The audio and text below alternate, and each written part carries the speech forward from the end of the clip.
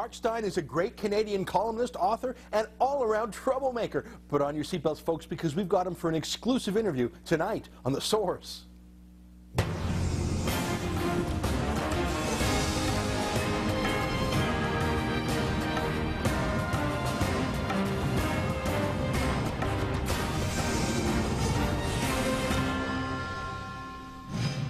Mark Steyn is one of Canada's greatest freedom fighters. Most of the time he fights for freedom the same way I do. He writes, he talks, he goes on the radio, he makes arguments. But he does it much bigger and much better than almost anyone else. But it's not just his commercial and rating successes that makes Mark Steyn so important. It's what he says that makes him a hero. He's been sounding the alarm bell about the decline of our Western civilization for years, especially after 9/11. His last best-selling book, America Alone, was about how much of the free world has just given up culturally and demographically. Western countries just don't have the will to fight for themselves anymore.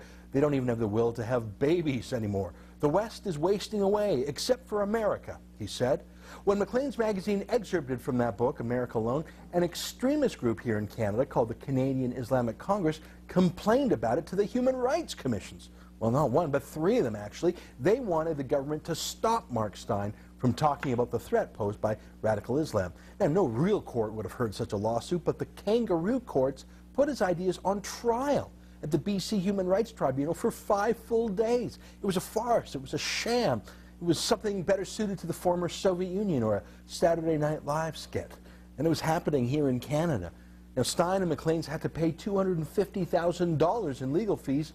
He was acquitted, but he didn't get a dime of their money back from the Canadian Islamic Congress censors who brought the nuisance suit.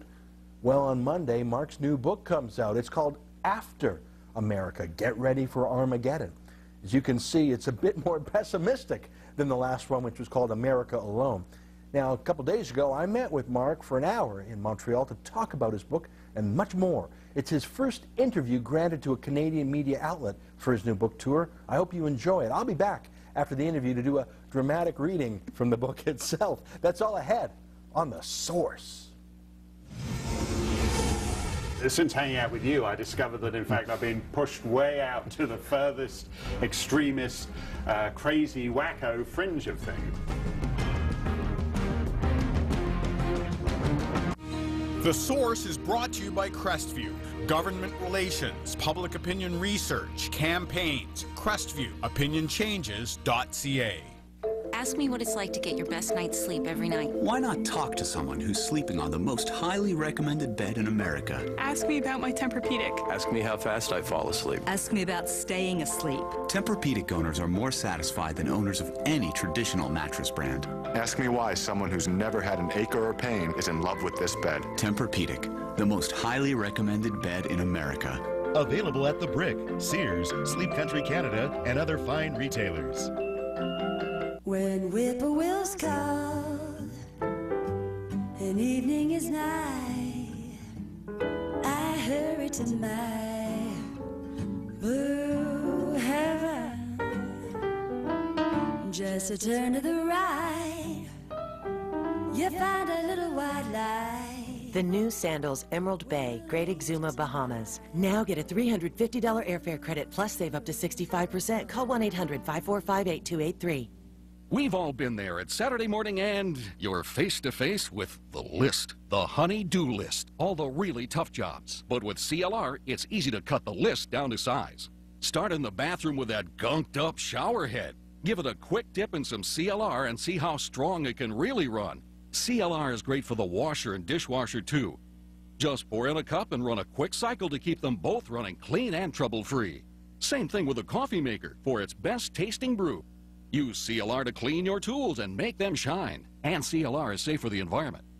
Outside, dingy, dirty siding and tough rust stains on concrete are no match for CLR's brute cleaning power.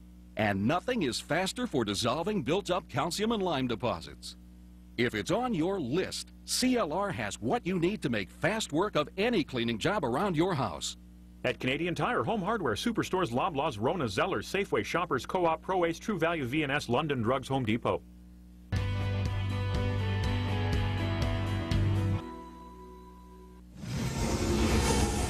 Bonjour and welcome to Montreal. This is not my normal habitat. I'm in Canada's second city to interview Mark Steyn, who was schlepped up here from New Hampshire. Mark, thanks for joining us here on The Source. Salut, mon vieux. Bienvenue au Québec. Hang on a second, I got to look that up. You know what? The only word I know in French is the word menu. But that's gotten me That's through good. That'll get you a long way in this town. Mark, I know you as a friend in the free speech battles, as a columnist, as a guest host on the Rush Limbaugh show. How would you describe yourself? Well, I used to think I was a very mainstream, moderate, centrist kind of guy, and since hanging out with you I discovered that in fact I've been pushed way out to the furthest extremist crazy wacko fringe of things, but I still think of myself essentially as someone who's rooted in the classic tradition of English liberties in the world. Well, I was out in Vancouver a couple of years ago when you had your 5-day trial at the hands of the British Columbia Human Rights Tribunal. I thought it was a shocking kangaroo court. The Vancouver Sun said that that tribunal murdered its reputation that day, but they're still operating. Tell me, before we got a lot to talk about today. We're going to take the whole show today. We're going to talk about your new book, but I just want you to follow up on that disgraceful day in Canadian kangaroo court jurisprudence. We're a few years on now, but you still had to go through a 5-day trial. What do you have to say about the state of freedom? Well, it was fascinating to me because I think the day I arrived in Vancouver, they devoted most of that day to a discussion of, quote, the tone of my jokes. Now, if anyone was going to do that, you'd think it would be, you know, page 73, foot of the page in the Literary Review of Canada, that some abstruse critic with time on his hands might want to do that. The idea of flying in so-called expert witnesses from Toronto and Philadelphia to discuss the tone of my jokes. I didn't mind because you and I had a lot of fun with this thing because we were in a position to. But there's people whose lives are destroyed by these horrible tribunals. And there's countries that do criminalize jokes. When the Reverend Canaan Banana was the head of state of Zimbabwe, the Zimbabwean parliament passed the law forbidding people to make jokes about the Reverend Canaan Banana's names. And subsequently he was put on trial by Robert Mugabe for seducing the majority of the Zimbabwe government football team, soccer team. And the real headlines were Banana accused of sodomy, and then when he fled to South Africa, I think the headline in the Daily Telegraph in London was hand over Banana, Mandela told. So by that time he passed beyond the protections of the law making it illegal to make jokes about his name. But that's the point.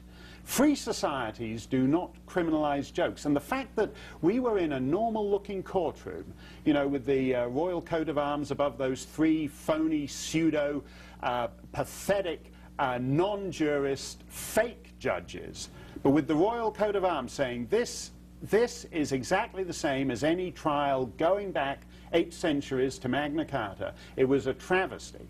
Free societies do not criminalize jokes. Listen, you've been pounding away at that. I have in my own way. We've had lots of friendly words from editorial writers, from even the Toronto Star and at the CBC.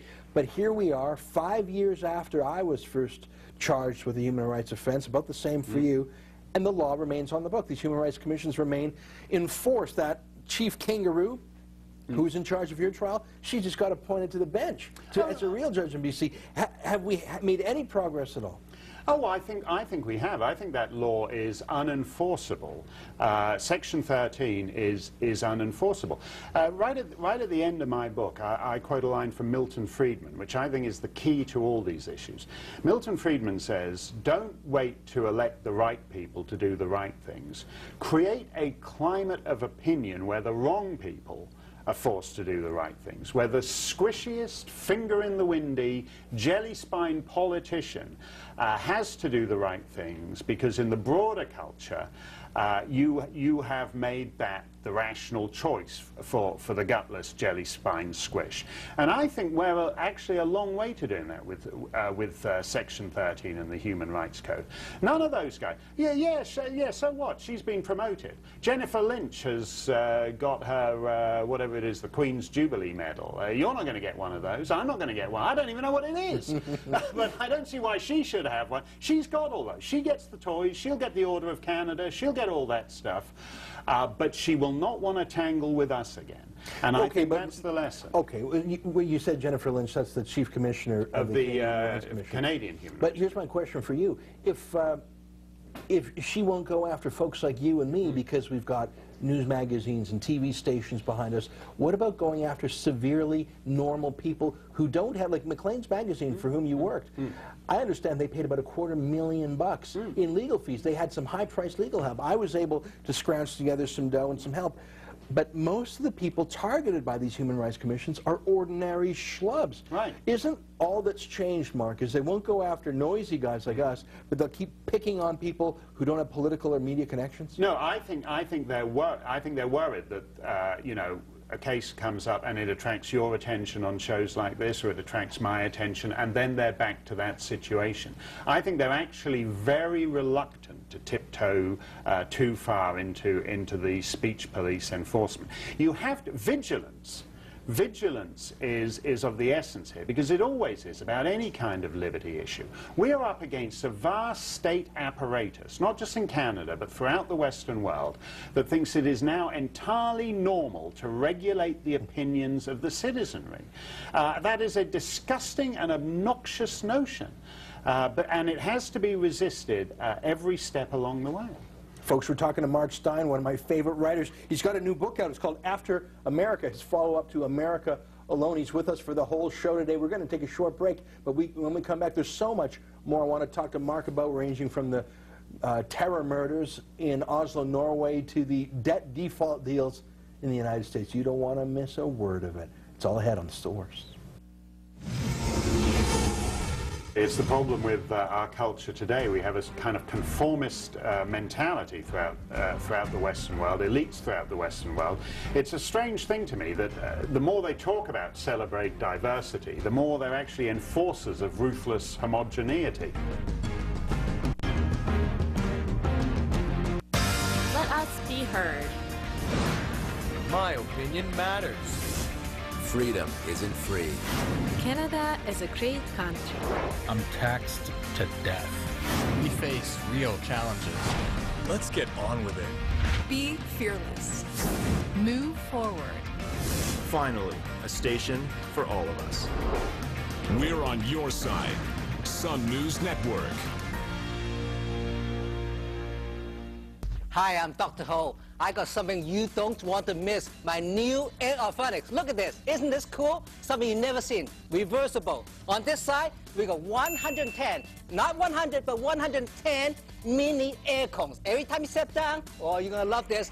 Little jets of air come shooting up, and your feet going to feel cool and a little less odor. That always helps. Now, if you got foot pain, heel spurs, plantar fasciitis, bunions, or just tired feet, you're going to love this because this absorbs the shock, and I put in this special design honeycomb plate. It is anti-shocking. Every time you step down, less shock to your feet, less shock to your knee, hip, and especially low back. If you got back pain, foot pain, you got to use this. When I put this in, woo, baby!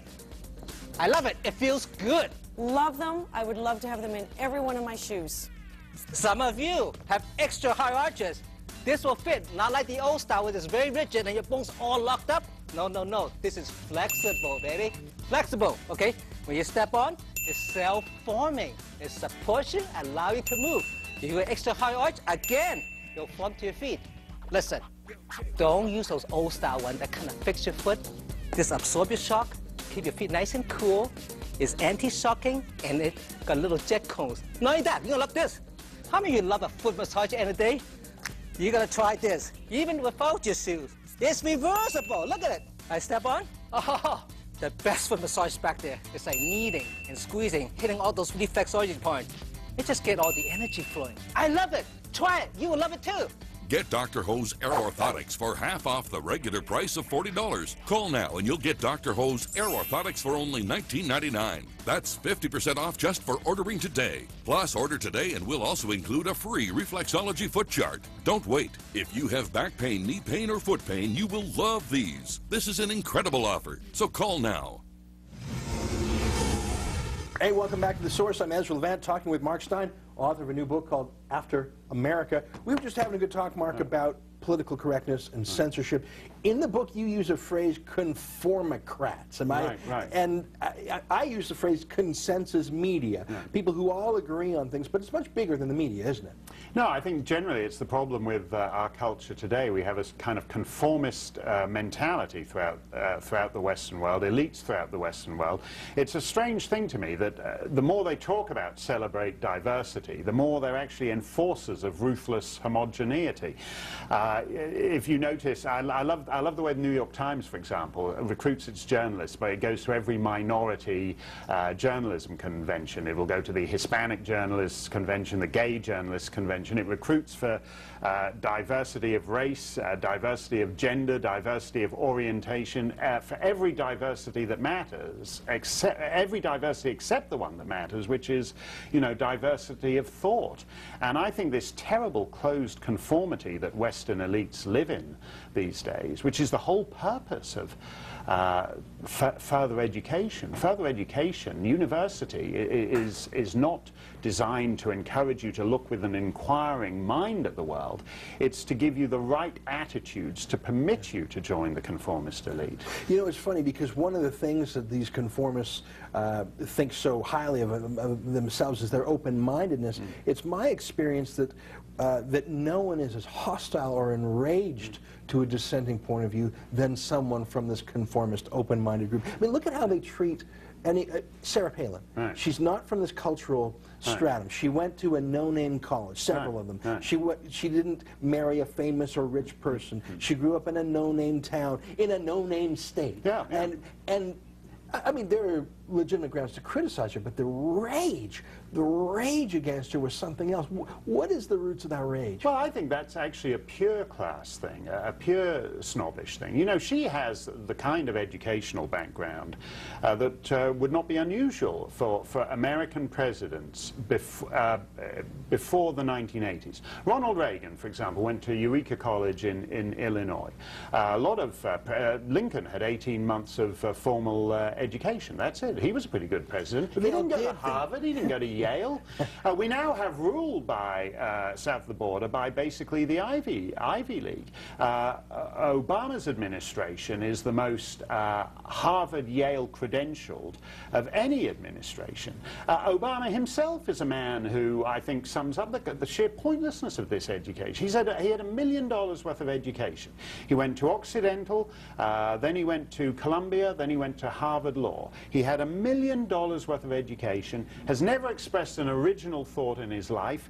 Had he not become president through some bizarre quirk of circumstance, nobody would have thought that having $1 million worth of education to become a community organizer in Chicago was any kind of return on investment. But it's not even the over-credentialization that you talk about in the book. It's what the hell has he actually done? Not just him, but Tim Geithner, this magician who was supposed to fix the economy, and all these gurus and the brains trust. None of them actually have ever done a bloody thing. No, and I think that's actually a big problem. This idea that we venerate people who sit around. Now, you and I make a lot of money at sitting around. But it's true. We don't actually do anything. I mean, I'm not trying to run a country. I'm just trying to have fun and talk about things. Exactly. I wouldn't pretend to executive experience. But one thing I always tell whenever anyone asks me for advice on writing, my whole shtick with them is always to say, don't just write there, do something. It doesn't really matter what it is. If you want to raise sled dogs, raise sled dogs. If you want to tap dance, tap dance. But do something. Acquire a skill that requires preferably something that requires you to use your hands and engage in physical activity, because otherwise you become this kind of part of this desiccated elite in which language becomes metaphorical, divorced from real meaning, and is exactly like what I think is the big problem in the world today, a kind of faculty lounge mentality running the United States and most of the rest of the Western world. We're backing into a lot of subjects in your book. Let's just start from the beginning. You wrote this book called After Me. I read your last book, America Alone, and if I can sum up the thesis, it was America was the last productive, confident, exceptionalist country that also had a birth rate. Right. And your book After America can't be anything but a revision to that thesis. After America implies America is ending, am I right? Well, I think it's an extension. Basically, I said that the thesis of America alone is that most of the rest of the Western world, apart from the United States, is headed for collapse. My book was so influential that the United States basically signed on for the same program, supersized, and that is something that is ought to be extremely worrying to all of us. I mean, when I kind of move around now, I ask myself, you know, what's holding the joint up? All the assumptions we make about the world that we have lived in since 1945, that the peace and prosperity that the Western world has known since 1945, which is historically unprecedented, is it a permanent feature of life, as many people seem to assume, particularly people born in the 80s and 90s whose memories of even the Cold War are non-existent, or is it the result of a very particular set of conditions that we are now jeopardizing and undermining? As I said, that's the basic question. What's holding the joint up? Yeah. You know what, when I was growing up, when I was really young under Trudeau and later, I felt that Canada was an unserious country, unserious economically because America paid for our defenses, right. Unserious in terms of foreign policy because, you know, really, how much different would it make if Pierre Trudeau hung out with Castro? It was just a poking America in the nose. America was the grown-up. America was the serious country. They could make the serious decisions and we could play around. Now I feel the shoe's on the other foot. Canada has the more sober-minded foreign policy, the more muscular foreign policy, the more robust economy. Our banks didn't fail. We're getting our deficit down, taxes down. I don't know what to make of it. If Canada is stronger and more grown-up than America, it should make me feel great, but actually it makes me feel terrified if we're it. Yeah, I think you're right. I mean, Canada didn't do a lot of the really stupid things like wreck the banking system and the property market the way the United States did. I love one of the things I love about a friend of mine said to me the other day down in New York, what happened to like all the bank names, like the First National Bank of Dead Skunk Junction, and now all the banks are just initials. I said, well, you know why that is, don't you? And she said, no. I go, it's because they're all Canadian. What do you think TD, America's Neighborhood Bank, as its slogan is, what do you think TD stands for? She goes, gee, I don't know. And as you know, it's Toronto Dominion, but you can't use those words when you're taking over the banking system in the United States. The United States, and I think that's actually the point here, that it's easier for Sweden to be Sweden than for the United States to be Sweden. Because at the end of the day, Sweden knew America was there. Yeah, and same way with Canada. And I think you're right that Canada, at a certain level, all the indicators are much sounder than America's at the moment. And again, I said to someone that if they ever do build a maple curtain on the 49th parallel, it will be to keep the Americans out because of societal collapse south of the border. But that's the problem, is that if Iceland collapses, if Greece collapses, most of the rest of us who aren't Icelandic or Greek can get along. When the United States goes belly up, it's going to drag down Canada and Britain and Australia and Western Europe with it, and that is the threat. We'll talk more about that threat after the break. I'm Ezra Levant, talking with Mark Steyn, author of After America. It's a hell of a book. See you in a minute. I think the danger we face is not the replacement of the American world order with a Chinese world order, but it's a world without order, where the Chinese and the Russians and the new caliphate emerging from the Middle East gobble up what they can. A man with an opinion, a no BS, tell it like it is kind of guy. National editorial writer Mark Steyn.flv. He's on your side, only on Sun News Network. 500 miles from nowhere, on the water or on the beach, you can now have an ice-cold drink or warm burger with your Coolatron Companion Portable Refrigerator Warmer. This is solid-state, thermoelectric NASA space technology brought down to Earth by Coolatron. Proudly Canadian, Coolatron is the only company building thermoelectric portable refrigerators in Canada for over 30 years. Lightweight and portable, so easy to use. Just plug it into your vehicle's 12-volt outlet and voila! You've got cold storage without ice. Built tough to survive under rugged conditions, Coolatron Companion delivers a cooling power of a 10-pound block of ice, never melts, and is always cold. Stop using those old coolers full of ice and water. A must-have on a family vacation or on a road trip. A motel stop at night, on the golf course, in your office, workplace, almost anywhere. Put your groceries directly in your Coolatron Companion. No need to make that extra trip back home. Keep your medicine cool on the road or even at home. Your Coolatron Companion even doubles as a warmer. A simple flip of the cord will change it to warming mode. Keep a home-cooked meal, lasagna, roast, or casserole hot as you travel to a potluck dinner. Or pick up your favorite takeout and keep it warm on the way back home. Open the easy access lid to grab a quick beverage, or open both doors to arrange and access all the food items you want. We promise your Coolatron Companion will pay for itself in just one road trip and continue saving you money for years to come. If you are not completely satisfied with your purchase, please return it to us within 30 days and get a full refund of the purchase price. That's our unconditional guarantee to you.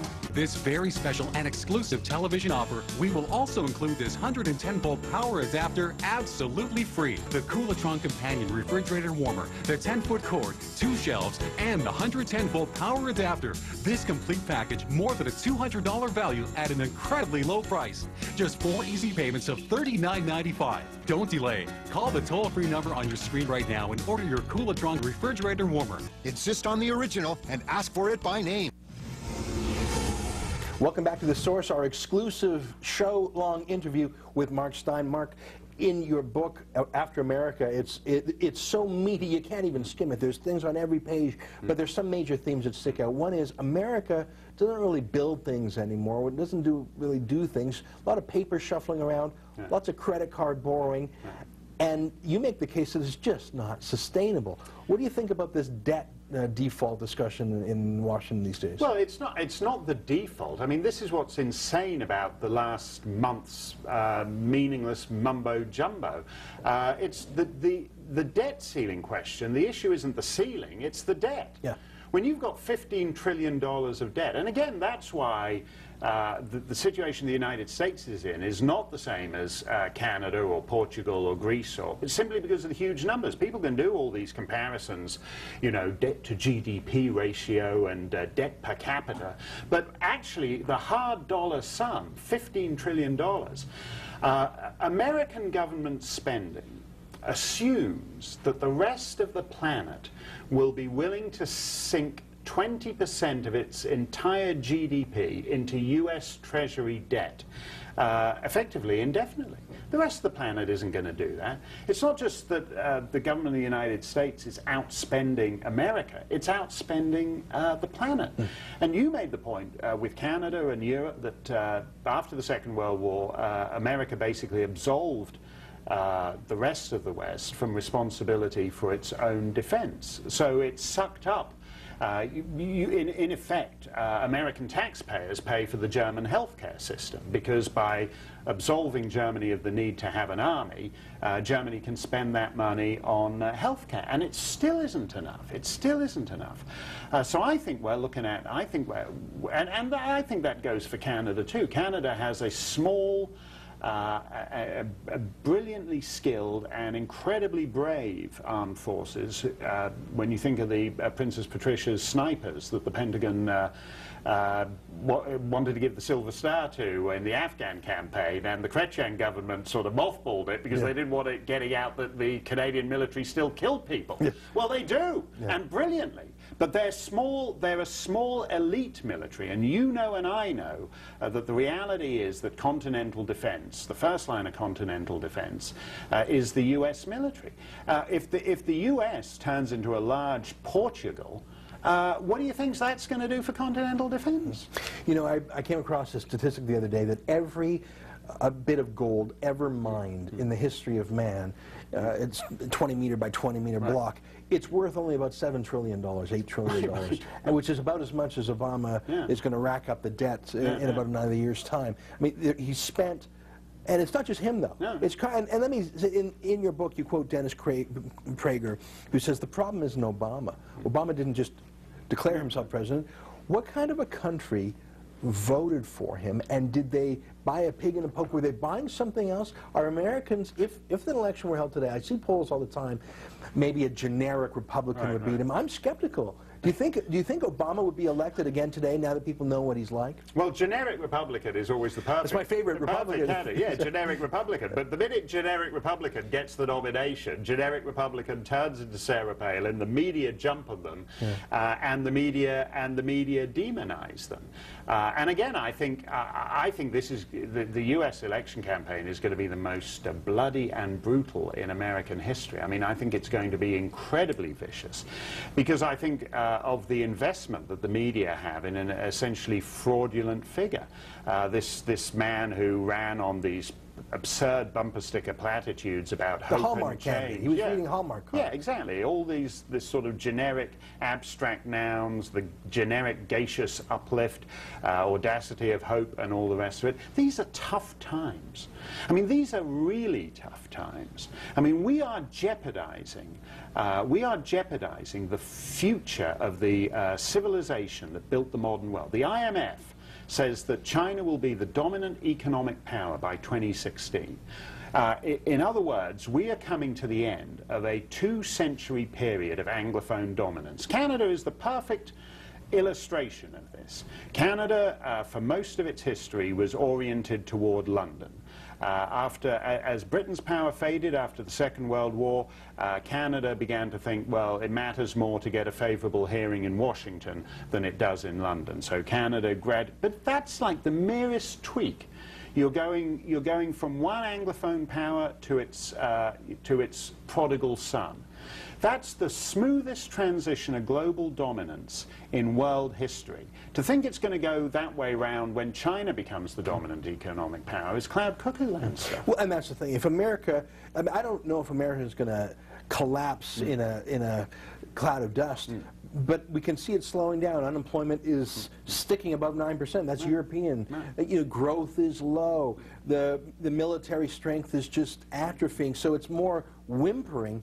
But avoid is being nature abhors a vacuum. What will fill that vacuum? Will we be seeing a Chinese aircraft carrier in the Persian Gulf? Will Russia take liberties? Will we see nuclear powers pop up around Arabia? What will the world look like if America continues its decline? Well, I think you will see Chinese carriers in the Persian Gulf. I mean, it's fascinating to me. America is an anomaly. It's a non-imperial superpower. An historical anomaly. So if you look, and I mentioned earlier that Britannia's lion cubs had reoriented themselves toward Washington in recent years. But there's a whole other story there, that if you look at the way the Chinese are building ports in Burma, in Bangladesh, in Sri Lanka, these are all outposts of Britain's Indian Empire. The Chinese, they've swallowed up resources in Africa. As you well know, they're big investors in all kinds of resource companies in your province of Alberta. They bought a ton of bauxite in Jamaica. They're establishing the global network they need.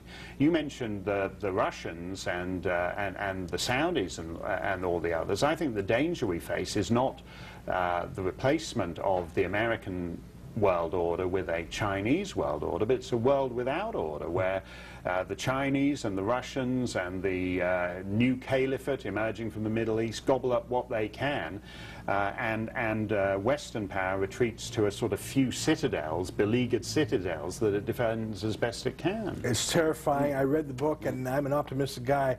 I'm finding it hard to stay optimistic. Folks, we're talking to Mark Steyn, author of After America. It's hilarious, but it's also terrifying. We're going to talk more with Mark after the break. I think Europe is in the state it's in because it has too narrow a public discourse. He's worked around the world on both sides of the border, getting you the facts. Alex Mihailovich, only on Sun News Network. This is an important announcement to all residents of Canada. If you owe at least $10,000 in credit card debt and you are struggling to make your minimum payments, Cambridge Life Solutions is now offering a consumer relief program that can help you reduce that amount up to 50%. If you qualify for this program, you may see a reduction in your monthly payments, and also will be settling your credit card debt for pennies on the dollar, which allows you to pay off your debts in just a fraction of the time it would normally take to pay off your credit cards. So call the experts at Cambridge Life Solutions for a free, no-obligation consultation over the phone to see if you qualify. Don't wait to get buried with insane interest payments or late fees. Make the free call to Cambridge Life Solutions and let them try to help you get out of your debt for a fraction of what you owe. Call the number on the screen, or else log on to www.cambridgels.ca. Call now to settle that debt. I'm Colin Mockery, and usually I need your laughs. But there's nothing funny about child poverty.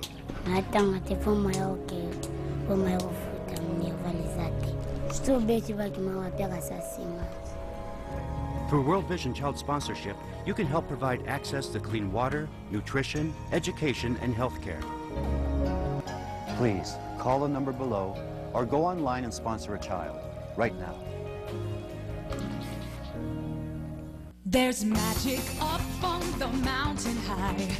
Buckle up your seats, you're heading to the sky. It'll blast you up, then blast you down. You'll laugh and scream until you touch the ground. Come on, scream as loud as you can. Everyone loves Marineland. Yeah, yeah, yeah. You're gonna love the skyscraper. Yeah, yeah. You'll want to ride it over again. Everyone loves Marineland. 2012. The race for the White House is already heating up, with candidates rising and falling by the day. Will the president stay on course for 4 more years, or will a showdown next November mean a change in January? Sun News, Canadian home for the 2012 election campaign.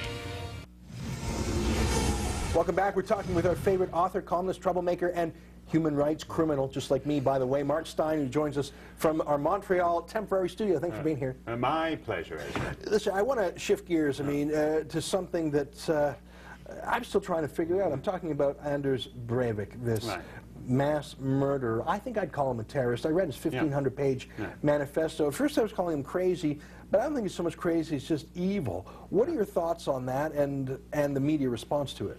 Well, you know, I think he is evil, and I think it is an act of terror. He wanted to strike at the governing party of Norway, and we are obliged to regard that, I think, as an act of terrorism. He killed innocent civilians in large numbers. He's an evil man. He is a terrorist. He issued a large manifesto that has obsessed a lot of the, particularly in Canada, a lot of the commentary, not so much in Norway itself, interestingly enough, where the rather lethargic police response is weighing more heavily on their minds. He issued this manifesto that I'm cited in there, so is certain other people who've written on the present state of Europe, but so is Thomas Jefferson, Mahatma Gandhi, Winston Churchill. If you're going to start censoring everyone who's mentioned in that report, it's going to be a very long list. Mark Twain, Hans Christian Andersen. I'm not even the most eminent Canadian cited in there. Naomi Klein, he's a Naomi Klein reader, which I've never managed to do. What's more interesting to me is to say, accept everything that the critics say, that let's say that's correct, that somehow reading all these people, reading Mark Steyn and Naomi Klein and Mahatma Gandhi and Charles Darwin, drove him to do this. If so, what then? What do you want to do? Do you want to censor? Do you want to censor that? Do you want the state to control people's access to that? I think Europe is in the state it's in because it has too narrow a public discourse. I wrote a big cover story for Maclean's a couple of years ago that our pal Paul Wells criticized, in which I talked about the resurgence of neo-nationalism and fascism in Europe, which is partly a response to the insane, crazy, control-freak state, the Human Rights Commission mentality, trying to say, no, this is the level of polite conversation, and if you talk within these boundaries, you can be admitted to the party and you can have tea and cakes and sit around with the nice people. But if you want to raise other subjects, you're going to be pushed out and you're going to have to look elsewhere. Well, people are looking elsewhere. You know what, I think they're pushing out an increasingly large fraction of society. I mean, they tried to criminalize Geert Wilders, who leads the 3rd largest party in Holland. Exactly. And most of the people they push out are going to be normal, normal guy, so just grumble about it. But once in a while, I think you're going to push people out, and instead of having a safety valve of expression, they might turn to violence. No, I think that's true. I mean, I love this phrase extremist. I mean, the phrase right-wing now actually is just applied basically by organizations like the CBC and the BBC in Britain and Le Monde in France, is just basically applied to anyone who doesn't quite fit into categories that they don't understand. So Ayaan Hirsi Ali, for example, is now put with the right-wing cranks, even though she's a black feminist. You know, all a black feminist has to do to get lumped in with the right-wing crazies is just, you know, just move off the reservation ever so slightly. Geert Wilders, his whole thing is he wants to save the gay moment in Amsterdam. Amsterdam's undergoing an epidemic of gay bashing. You know, imagine if we're in Montreal, it's got Le Village Gay here. I don't know whether have you spent time in the gay village? Not enough, I guess. You're secure enough in your sexuality. Sure, we'll hang out afterwards. They have in the summer, they've got like the cute little gay village cops in their like little buttock-hugging tight shorts, strolling arm in arm. Imagine if there was an epidemic of gay bashing in the gay village in Montreal. That's what's happening in Amsterdam. In other words, those would all be right-wing gays if they complain about being exactly, exactly. And that's the same with Geert Wilders. He wants to, you know, and as you say, he's the third largest political party in the Netherlands. If you look at the polls, how can you be? By the way, and I'd love. If anyone from the CBC or the BBC or those kinds of guys are watching this, I'd love an explanation on that. How can you be a so-called fringe extremist but command more support than the mainstream? Doesn't that actually suggest that the complacent BBC, CBC twit is in fact looking at it only through the blinkers of his own perspective? You know what, I use a phrase, I didn't coin it, others have, the media party. I put it to you and to everyone that the most powerful party in Canada and the United States is not the Republicans or Democrats or conservative liberals, but the media, which shapes your outside or your inside. You're too far, you're free. And I think the CBC is increasingly the most active underminer of our country. I don't say that just because I work for a competitor. I said that long before I joined the Sun. What do you think moving into an era, I mean, I see clashing forces. On the one hand, technology makes it harder than ever to censor, harder than ever to stop an idea. On the other hand, we have this impulse from governments and the Jennifer Lynches in the world to censor. Who's going to win that fight, and what should happen to an organization like the CBC? Well, you see, I think that's very interesting. I think this is actually about control now. I think this is why people like Commissar Lynch of the Canadian Human Rights Commission, these people are panting for control of the internet, because they actually, it's critical of them to preserve their role as the gatekeepers who frame the discussion. What has happened in Europe, for example, I think I think, for example, you know, one of the biggest stories in post-war Europe is the demographic transformation of Europe. I don't see why you should not be able to discuss that. And I think if the elites say, no, sorry, we're placing that beyond discussion, what they're doing is actually confirming the darkest fears of people like Geert Wilders, that in fact the elites have not obtained the consent of the governed for the vast transformations they've set in motion, and that all they can do to hold the line on that is to actually prevent the real story getting out. I think that's disgraceful. I'm happy. I have no fear. You and I have had run-ins with all kinds of fellas. You know, you remember that guy Warren Kinsella who was big in the 1990s? I don't know what he's doing now. Warren Kinsella, you know, the guy who does the Chinese cat jokes, that guy? Remember him? I don't know what he's doing now. If you're watching Warren, give us a call. Let us know what you're up to. I have no fear of Warren Kinsella. I don't want to shut Warren Kinsella up. Let's have at it, and let's, you know, may the best man win. But Warren Kinsella wants to shut you up, and he wants to shut me up. I have no fear of an argument. I have fear of state commissars with the power of the state behind them, but I have no fear of opinions. I'd go further than that. I mean, I mean, Warren Kinsella, he's on the left-wing fringe. He's a liberal commentator for our channel.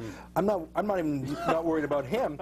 I'm not worried about even people who are racist. I'm a Jew, but I'm not worried about a Holocaust denier or an anti-Semite, because unless he's going to take to violence or incite violence, or I am less worried about someone who's merely stupid or evil than a government so powerful that it can tell us what to think. And you had the best line on that years ago, where you said that if you tell a guy he can't write an editorial, he can't write a book, he can't put a blog post up on the internet, then you leave him with the option they have in dictatorships, which is that all you can do is blow stuff up.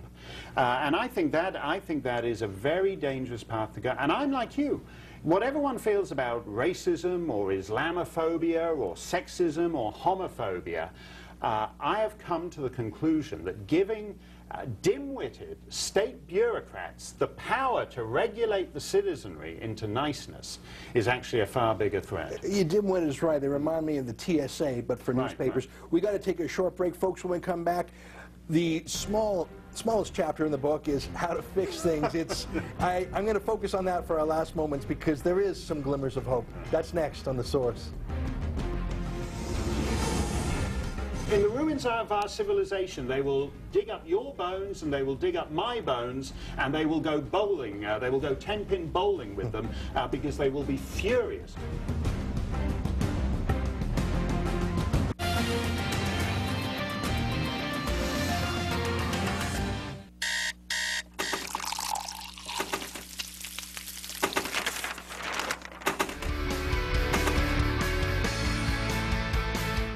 Ask me what it's like to get your best night's sleep every night. Why not talk to someone who's sleeping on the most highly recommended bed in America? Ask me about my Tempur-Pedic. Ask me how fast I fall asleep. Ask me about staying asleep. Tempur-Pedic owners are more satisfied than owners of any traditional mattress brand. Ask me why someone who's never had an ache or a pain is in love with this bed. Tempur-Pedic, the most highly recommended bed in America. Available at The Brick, Sears, Sleep Country Canada, and other fine retailers. Have you ever wondered what you should do if you or a loved one is involved in a serious accident? Call me, Jeremy Diamond, and I will answer all your questions. Our team of trained professionals are on call to come to you during this time of need. We will visit you at home or the hospital and deal with the insurance companies directly on your behalf to ensure that you get all the assistance that you are entitled to. Call me for a free consultation at 1-800-567-HURT. Why do Canada's most experienced travelers trust Medipac? Because Medipac covers most stable pre-existing medical conditions regardless of your age. Medipac travel insurance is affordable, and you can select the coverage and deductible that's right for your budget. Plus, when you have a medical emergency, your call is answered by Medipac's own team of doctors and nurses, not telemarketers. And Medipac is the only travel insurance program recommended exclusively by the Canadian Snowbird Association and the Royal Canadian Legion. A serious accident or illness while traveling can cost you hundreds of thousands of dollars. Why take that chance when you can get comprehensive and affordable protection from Medipac? Choosing the right travel insurance is simple. Call now and save up to 22% with our loyalty credit, claims-free, and early bird discounts. The Medipac early bird discount is only available until August 8th. Call 1-877-633-4722 or MedipacEarlybird.com. That's 1-877-Medipac. Good morning, Canada. I'm Neelam Verma. Here's your first look at what's happening now. With the morning's leading headlines, accurate weather, and a team to start your day off right. What more do you want?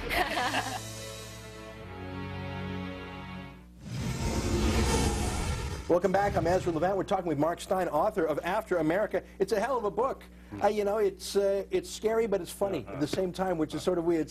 It's a terror comedy. That's right. That's right. It's an Australian reviewer said it's a whole new genre, really, apocalyptic stand-up. There's a lot of one-liners in there that I'm probably going to try and steal, but I'm left with this terror. Now, in your last chapter, you come up with 9 words that all start with the letter D on how to fix it. I'm just going to rattle them off: decentralize, de-governmentalize, deregulate, demonopolize, decomplicate, decredentialize, disentitle, denormalize, and do. What are you getting at there? Well, I don't want big government.